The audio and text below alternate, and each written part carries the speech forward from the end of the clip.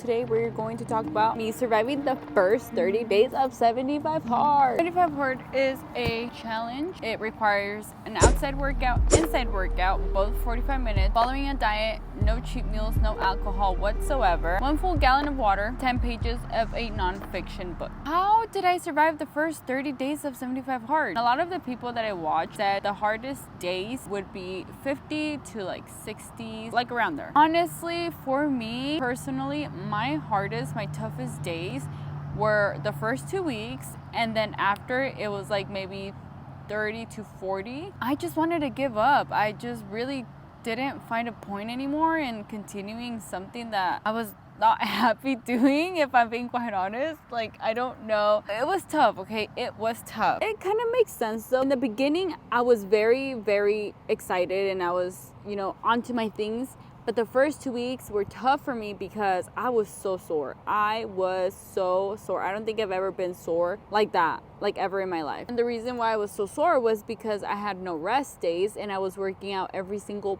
muscle in my body. I was trying new things in the beginning. I was going running, I was jump roping, I did yoga, I did dancing, which was fun, which was very, very fun. Don't get me wrong. I think I was exerting a lot of energy that I still didn't have accumulated.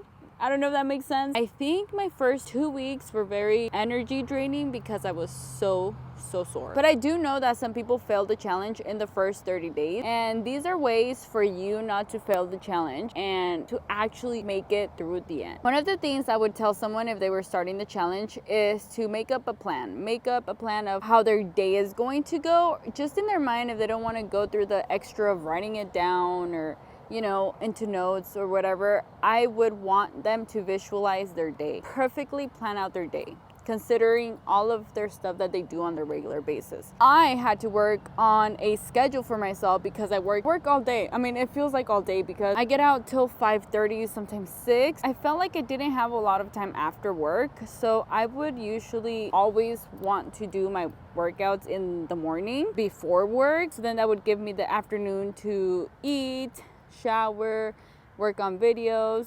I guess that's another thing that made it tough for me. The fact that I was posting content, it just tired me out constantly. But if you're not doing that, then just focus on the things that you have to do to make it work for you, and then go from there. Another thing that I would say is I struggled a lot with the water.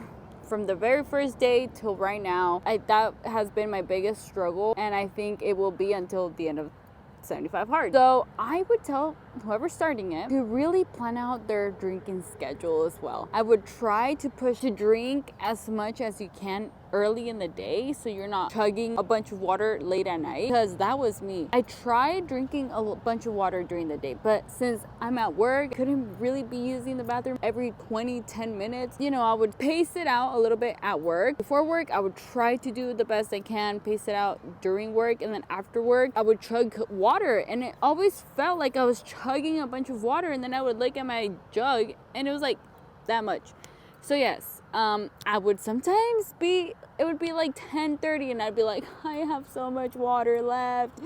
And I would be chugging water, and then I'd go to bed and I'd have to stand up every 30 minutes to go to the restroom, and it was very annoying. I have kind of notched it down to a perfect way, so I don't have to do that anymore. Find water bottles that work for you. I did have a water bottle that was half a gallon, and in the beginning it was fine because I was like, oh, I only have to drink 2. Recently, I switched to a water bottle with a straw, and personally, I find that so much more helpful. I find that faster. It's so accessible to just sip water. So yeah, that's how I've been drinking my water lately. And I am done with my full gallon by like 7-8, which is amazing. Those are 2 tips that I would give somebody starting 75 hard. The first 30 days are the toughest because, again, if you've never worked out in your life, you're gonna be really sore, really unsure if you're doing things like correct. I think that also the excitement of starting this challenge gets in your head, and sometimes you forget things,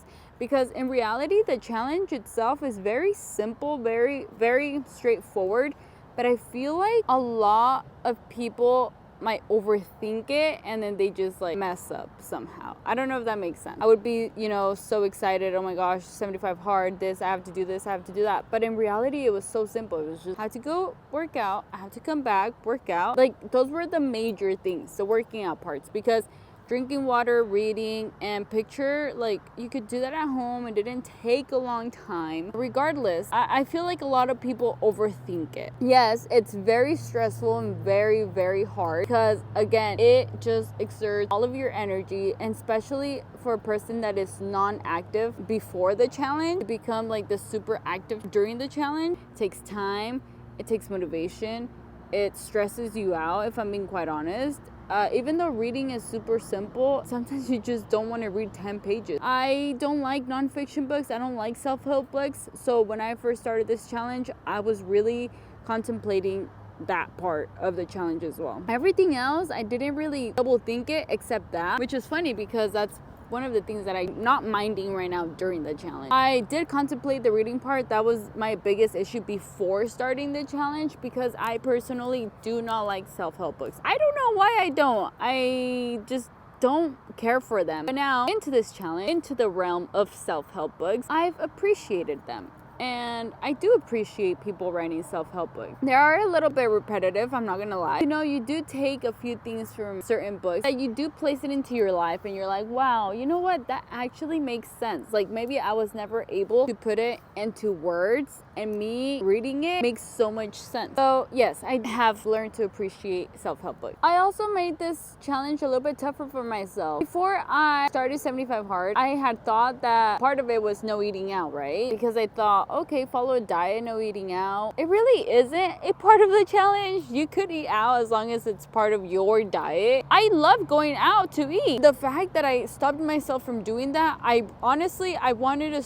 just quit the challenge. I wanted to give up. There were a few times where I contemplated not giving up, or I contemplated giving up, because I just couldn't take it anymore. The same thing every single day for 75 days to me was insane. It's insane. And the fact that I'm 5 days away from completing it is also insane. So just know that when you start 75 Hard, you're very strict into what the rules for your diet are. Because if you are like, oh, well, I'm gonna do this, but I could also do that, it's like, no, you're not really being strict and you're not really following the 75 Hard rules, which is stick to one diet, right? Yes, I did make my 75 Hard a little bit harder because I chose not to eat out as part of the rules. I guess I added to the 75 Hard rules, I don't know. But that is how I survived the first 30 days of 75 Hard, and I promise you, it's very hard and I wanted to give up, but we're not. I have 5 days left. I'm super excited. I can't wait to eat out.